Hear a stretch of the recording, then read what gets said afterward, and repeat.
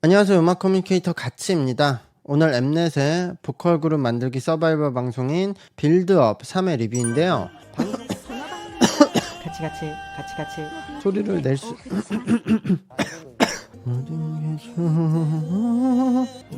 그래 이렇게 빼야 돼. 잘했다 이거는.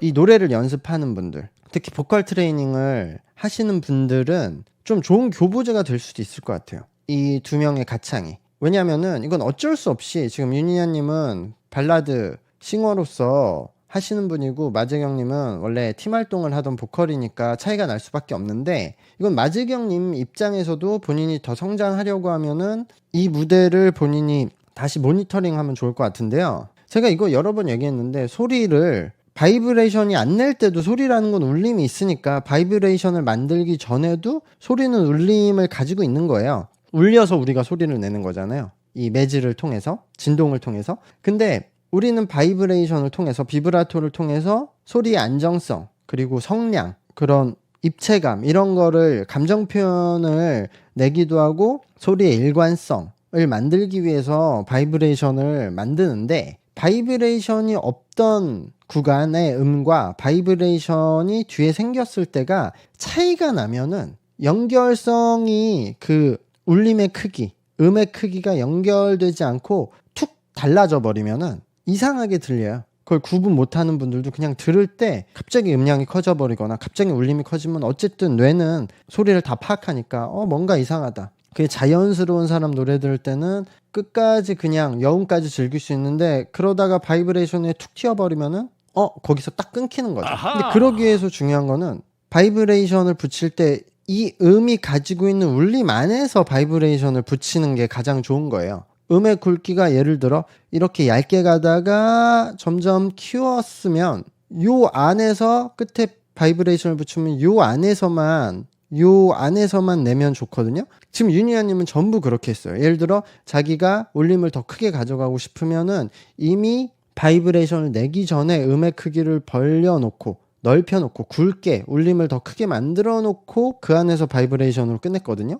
그러니까 아주 스무스하게 들을 수 있거든요. 근데 이 기술이 없고 이 컨트롤이 안 되는 분들은 음은 나름대로 바이브레이션이 없을 때는 뭐 작게도 냈다가 크게도 냈다가 작게도 이렇게 기술을 하는데, 바이브레이션을 할 때는 똑같은 음량이 항상 음폭이 나와요. 그러니까 얘랑 전혀 따로 노는 거예요. 지금 마재경님이 그렇거든요. 그냥 냈을 때 음폭이 작아도 바이브레이션은 이 크기, 음폭이 커도 바이브레이션은 이 크기. 그러니까 이 울림 컨트롤이 안 되는 거죠. 그 부분을 신경 쓰면서 노래 연습을 하면 많이 좋아질 수 있다. 그리고 이게 굉장히 중요한 부분이다, 노래를 할 때. 그러니까 바이브레이션이 없는 부분에도 우리가 이미 울림 컨트롤을 잘 하고 있어야 돼요. 그 만들어 놓은 울림 그대로 비브라토를 만들어내는 거거든요. 어쨌든 저는 그래서 이 무대에 96점 들을 수 있을 것 같아요. 야, 100점을 준 사람이 드디어 나왔네요. 그럼 이 팀이 이기겠네. 이게 이렇게 두 명이서 노래를 하니까 그냥 한 명이서 하드캐리를 할 수 있는 상황이 나오죠. 보면은 대체적으로 이런 데 나오는 보컬 쪽 심사위원분들은 그런 기술, 발성적인 측면을 많이 보더라고요. 근데 지금 솔라님과 김지아님은 이전에도 그랬고 되게 그런 감정을 우선 하시는 분인 것 같아요. 그래서 그냥 그 무대에 대한 본인이 느낀 감정에 따라서 점수를 주니까 이 두 분이 좀 다른 분들하고 점수가 달리 나오는 것 같은데, 아니 저는 이게 필요하다고 생각해요. 그러니까 여러 명의 심사위원을 모집하는 거고, 어쨌든 저는 그냥 이렇게 개인적인 평가를 하는 사람들도 저렇게 섞여 들어가는 거는 좋다고 생각을 하고, 그게 이제 공감을 받으면은 좋은 거고, 공감을 못 받으면 이제 방송에 어그로가 되니까 방송은 좋은 거고, 그런 거죠. 네, 두 번째 팀이 이겼어요. 근데 점수가 벌써 이 두 팀 다 첫 번째 무대한 팀들보다 높죠. 많이 높죠. 다음 팀은 비스영은 제이창님이네요. 필살기 곡을 선택했어요. 잘하면 무조건 고득점인 노래예요. 찰리 푸스. 둘의 노래 실력 차이가 많이 나. 참. 액션이 좋아. 제이는 뭐 그냥 잘했어요. 저는 이 팀의 무대가 이제 가장 좋은 점수 받을 것 같은데, 일단 선곡이 필살기라고 했는데 이 곡으로 이 정도 했으면 고득점 나오죠. 저도 한 97점 드릴 수 있을 것 같아요. 그리고 비세훈님도 이 곡을 망치지 않을 정도로는 따라가 줬는데, 어쨌든 비세훈님은 어쨌든 소리에 호흡이 너무 적어요. 이거는 제가 피크타임 때부터 꾸준히 말을 하고 있는데, 높은 음으로 가면 지금 보시면 바이브레이션이 거의 없거든요. 같은 구간에서 J는 다 나오는데 이게 바이브레이션이 없어서 문제야. 그러니까 바이브레이션이 있어야 돼. 이게 아니라 이걸로 유추할 수 있는 부분이 소리의 비율에 이제 저 고음을 냈을 때 그냥 꽉 눌러서 그냥 소리를 지르니까 거기서 비브라토를 만들지 못하는 점이 나오는 거거든요. 그러니까 바이브레이션 없어도 돼. 그렇지만 저렇게 그냥 쪼여서만 소리가 나오면 안 되는 건데, 지금 성대와 목의 근육을 압박해서 그냥 고음을 내기 때문에 소리가 둔탁해지는 거예요. 그러니까 노래를 잘하지만 저러면 그냥 항상 저렇게 소리를 지르는 톤밖에 내기 힘들기 때문에 이게 상단이라는 거예요. 여기서 더 성장할 수가 없기 때문에 이거는 그냥 난 요렇게 평생 노래하겠다 하시면은 유지해도 되는데, 그게 아니라면 이렇게 부르는 방식 자체를 좀 바꿔야 돼요, 창법을. 근데 어쨌든 지금 저걸 어떻게 바꾸려면 굉장히 멀리 돌아가야 되기 때문에 좀 어려울 순 있죠. 지금 저렇게 그냥 소리를 지르는 대신 나는 이렇게 해서 대신 안정적으로 고음을 더 내겠다라는 선택을 하신 거니까요. 근데 어쨌든 제이가 있었기 때문에 이 정도로 받쳐줘서는 충분은 했다. 뭐 제이야 원래 본인 실력대로 했어요. 원래 이렇게 계속 노래 부르던 애니까. 전 너무 환호하길래 얼백이 나온 줄 알았는데 어쨌든 최고점이 나오겠어요. 지금 100점이 3명, 97점이 최저점. 네, 다음은 우무티와 강하연님이에요. 아, 여기는 펄링을 하네요. 여기도 선곡은 못지않게 했네. 근데 이 곡은 상대적으로는 좀 차분한 노래가 된다. 더 잘해야 된다.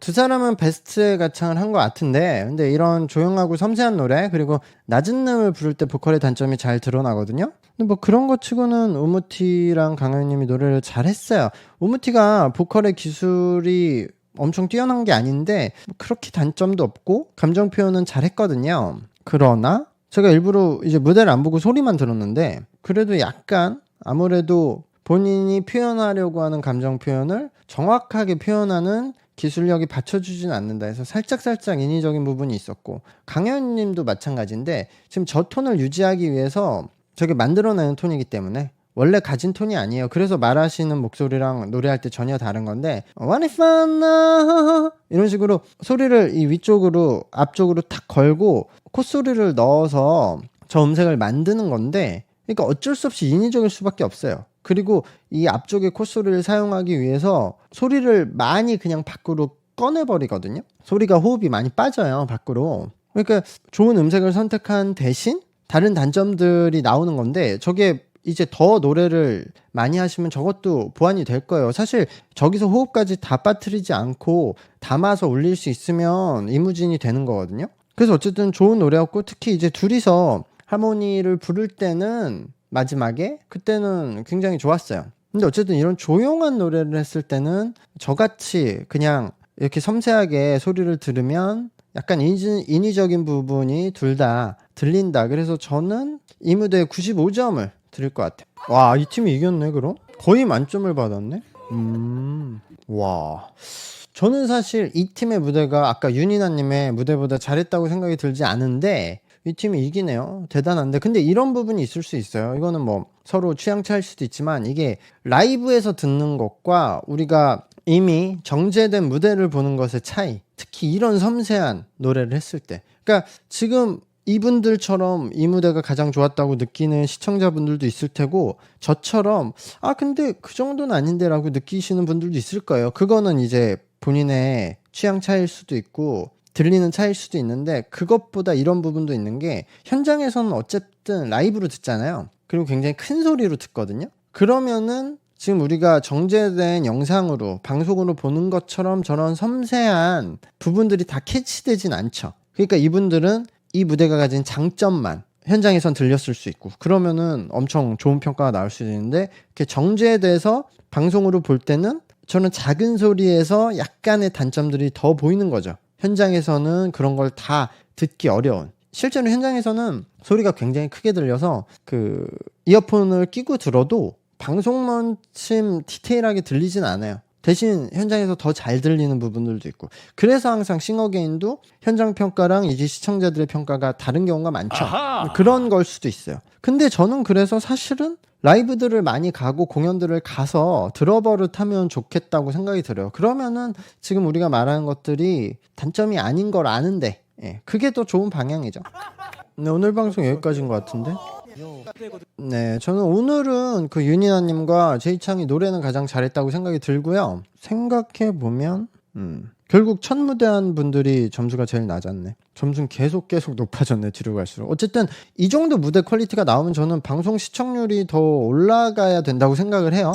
제가 오늘 진짜로 보면 오늘은 싱어게인 무대 퀄리티에 어느 정도 따라간 무대들이거든요, 전체적으로 무대가. 근데 이러면 저는 이 제작진과 참가자들은 할 만큼 했다, 방송은 할 만큼 했다 라고 생각이 들어요.